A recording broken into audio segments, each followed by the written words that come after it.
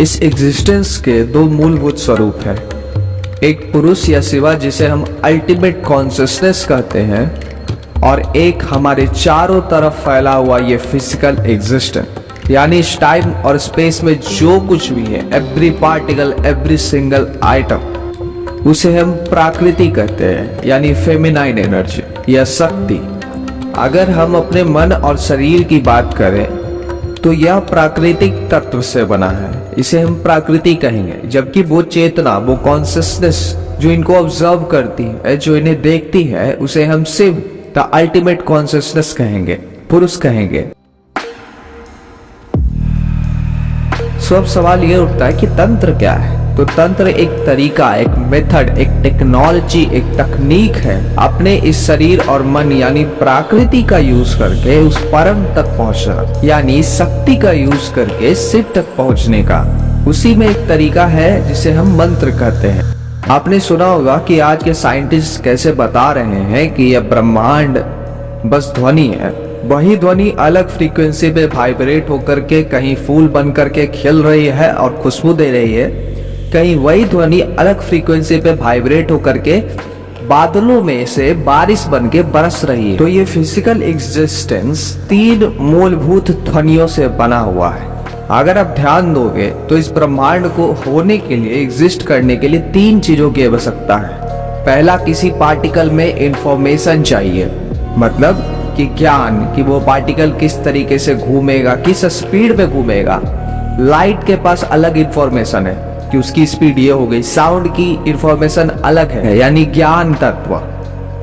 और जिसकी ध्वनि है आइंग। उसी तरीके से जब किसी चीज का जन्म होता है तो वो इस संसार में थोड़े समय के लिए रहता है।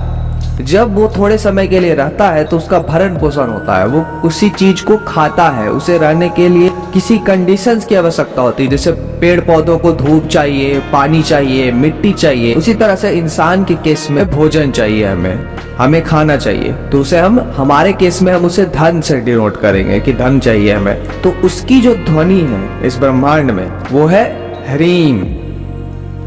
उसी तरीके से इस ब्रह्मांड के हर चीज को चलाने वाली, चाहे वो सूर्य का गैलेक्सी के चारों ओर चक्कर लगाना हो, चाहे धरती का सूर्य के चारों ओर चक्कर लगाना हो, चाहे चंद्रमा का ओर चक्कर लगाना हो, वो जो शक्ति हम सब में नियत है, जो हम सबको जोड़ के रखे हुए हैं, जिससे पूरा का पूरा एग्जिस्टेंस चल रहा है, तो उसकी ध्वनि है क्लीन।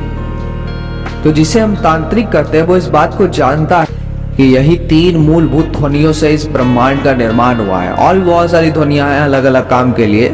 तो जिस व्यक्ति ने इन ध्वनियों पर मास्टरी हासिल कर रखी है, यानी इसका लगातार स्मरण कर रखा है, इससे जुड़ा हुआ है, तो उस व्यक्ति के पास ये जो भौतिक संसार है, उस व्यक्ति के पास एक तरह का पोजीशन आ जाता है इस भौतिक संसार के ऊपर, कि वो जैसा चाहे वैसा कर सकता है। चाहे अपने मन की दशा कैसा भी कर ले, अपने मन का इंफॉर्मेशन चेंज कर ले, अपनी आर्थिक हालत चेंज कर ले, अपनी शक्ति चेंज कर ले, या किसी और व्यक्ति के मन की दशा, उसकी आर्थिक हालत या उसकी शक्ति चेंज कर दे।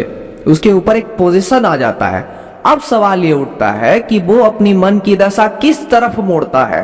क्या वो अपने मन की दशा ऐसा करता है कि वो उस परम तक पहुंच जाए, या किसी अपने शिष्य की मन की दशा ऐसा करता है कि वो उस परम तक पहुंच जाए, या वो इसका गलत इस्तेमाल करता है।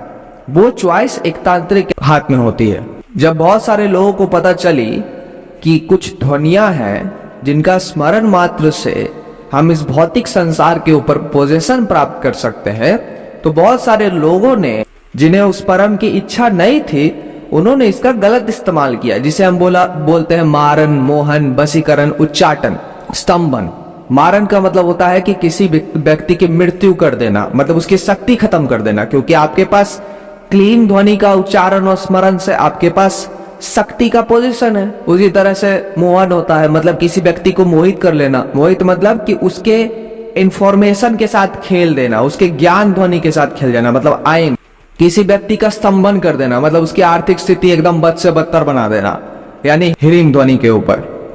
या तो सेम तांत्रिक इसका यूज कर सकता है किसी व्यक्ति के कल्याण के लिए, मतलब उसकी आर्थिक दशा ऐसा कर दे, उसकी शक्ति ऐसा कर दे, उसकी मनोदशा ऐसा कर दे कि वो उस परम तक मुड़ जाए। लेकिन ज्यादातर लोगों ने इसका गलत ही इस्तेमाल किया है। तो आज के लिए इतना ही। उम्मीद है ये जानकारी आपको जान करके बहुत अच्छी लगी हो। आज हमने तंत्र के विषय में बहुत डिटेल में बात की, हालांकि तंत्र इससे भी ज्यादा है, तो वो मैं आपको किसी पार्ट 2 वाले वीडियो में बताऊंगा, अगर आपका रिस्पॉन्स इस वीडियो पे अच्छा आता है।